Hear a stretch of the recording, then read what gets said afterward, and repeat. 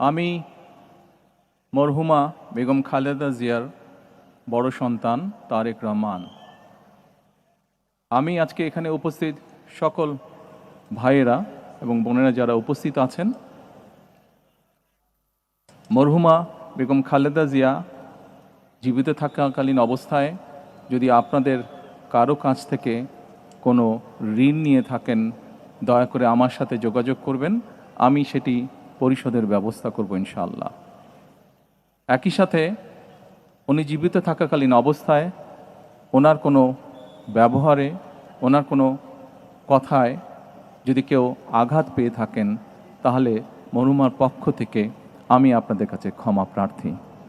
দোয়া করবেন আল্লাহ তাআলা যাতে ওনাকে বেহেশত দান করেন। আসসালামু আলাইকুম।